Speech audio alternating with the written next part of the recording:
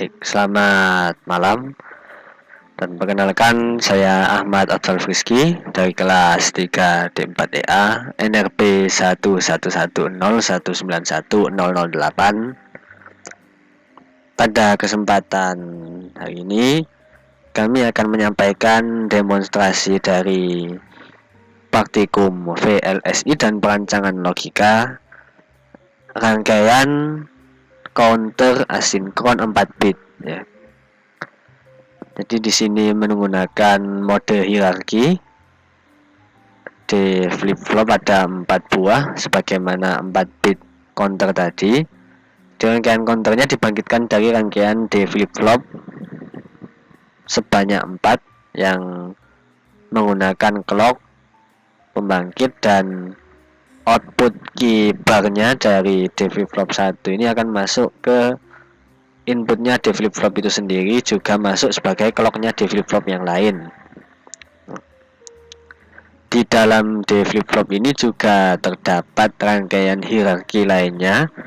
Kita tekan Ctrl D, nah akan muncul bentuk rangkaian di dalam D flip-flop ini. Ada rangkaian latch secara series, di inputnya masuk di latch yang pertama, sedangkan clocknya masuk secara bersamaan dengan complementer. Jadi di sini ada invertingnya masuk ke latch yang pertama, sedangkan yang non inverter masuk ke latch yang kedua, dan inputnya ini adalah hasil dari output key latch yang pertama.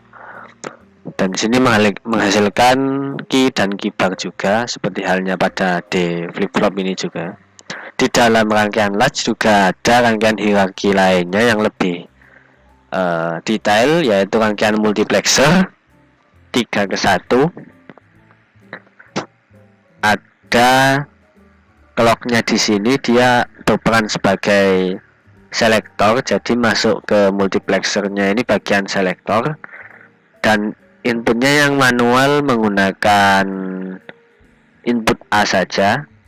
Jadi ini input manual masuk ke A pada multiplexer, sedangkan input yang B adalah hasil feedback dari output multiplexer itu sendiri. Nah, outputnya multiplexer itu ada yang inverting dan non inverting. Dari inverting ini akan di-feedbackkan, juga feedbacknya ada invertingnya, ada rangkaian node-nya untuk kembali ke input B pada multiplexer ini. Jadi untuk yang key non inverting ada di sini, yang key barnya harus melewati rangkaian node terlebih dahulu. Dan ini rangkaian yang ada di dalam rangkaian multiplexer. Jadi ada 3 input A, B, dan selektornya. Yang masing-masing input ini akan inputnya hanya A dan B saja. Masing-masing input ini akan di N-kan. Ini rangkaian N dengan rangkaian out akan menjadi rangkaian N. Masing-masing di N-kan dengan selektornya ini. Tadi selektornya berperan sebagai clock ya. Jadi masing-masing akan di N-kan dengan clock ini. Untuk yang B akan mendapatkan bagian invertingnya dari clock ini. Jadi komplementer seperti yang tadi, yang atas ini yang N dengan A adalah yang biasa, yang N dengan B adalah yang invertingnya. Kemudian akan di-OR-kan membentuk output Y, satu output Y ini.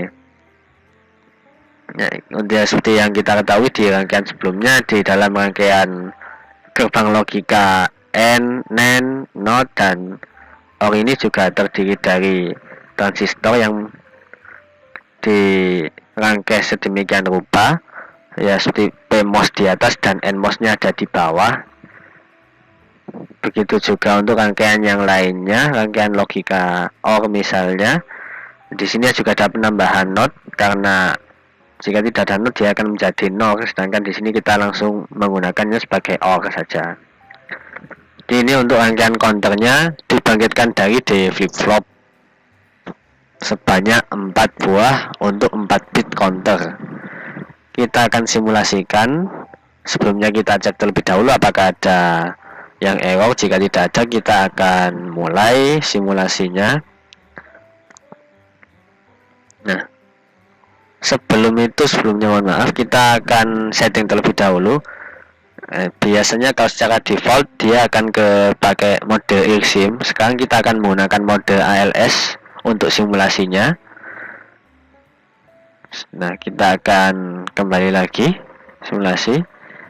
Ini dalam mode nanosecond ya, kita akan sedikit perbesar. Mohon maaf, kita akan sedikit perkecil untuk melihat kekuatan clocknya. Nah, ini ketika kita menggunakan mode simulasi ini, kita bisa mengatur clocknya dengan nilai yang bisa kita inginkan. Kali ini kita akan coba untuk menggunakan clock 10.000 Hz. Ini pakai mode frekuensi ya. Kita akan tekan OK. Oh, sebentar, salah, mohon maaf.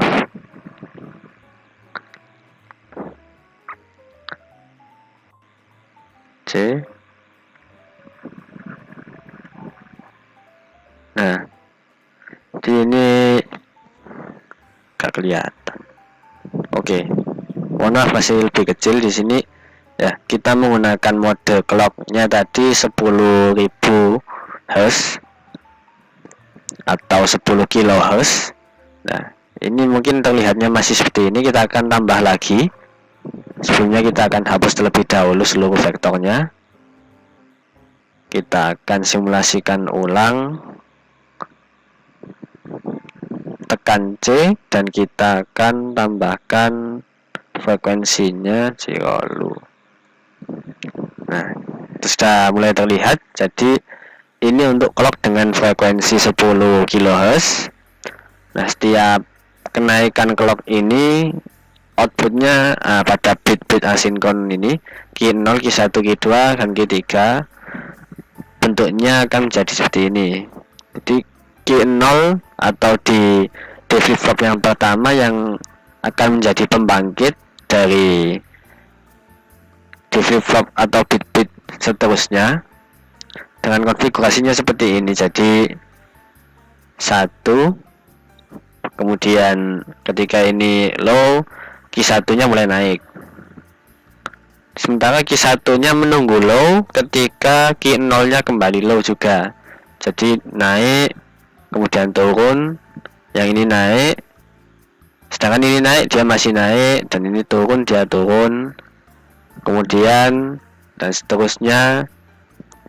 Jadi bisa dikatakan untuk Q1 ini mengambil satu fase gelombang penuh dari Q0. Begitu juga Q2 mengambil satu fase gelombang penuh dari Q1. Q3 juga mengambil satu fase gelombang penuh dari Q2.